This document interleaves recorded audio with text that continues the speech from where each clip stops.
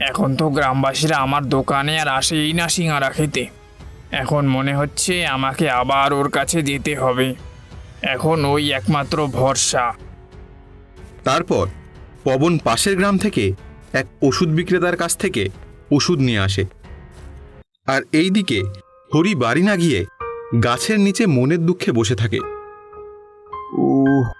ওরে বাবা, কি ব্যথা করছে! আমি তো সিঙ্গারা প্রতিদিনের মতো আজও ওইভাবেই বানালাম, কিন্তু জানি না কিভাবে এত ঝাল হয়ে গেল। কি ব্যথা করছে!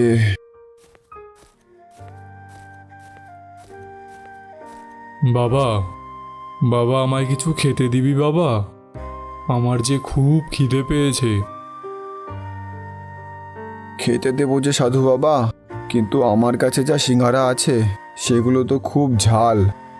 তাতে কিছু হবে না বাবা, আমার যে খুব খিদে পেয়েছে।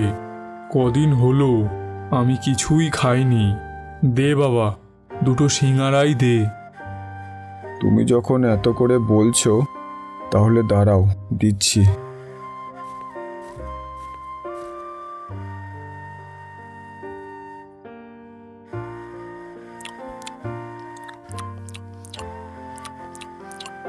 আহ, আমায় বাঁচালি বাবা তুই।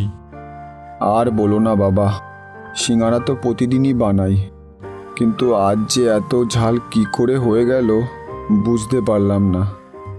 আর এই ঝাল সিঙ্গারা অজান্তে গ্রামবাসীরা খেয়ে তাদের খুব ঝাল লাগে। তারপর গ্রামবাসীরা রেগে আমাকে খুব মারধর করে। খুব ব্যথা করছে গো বাবা। বুঝলাম।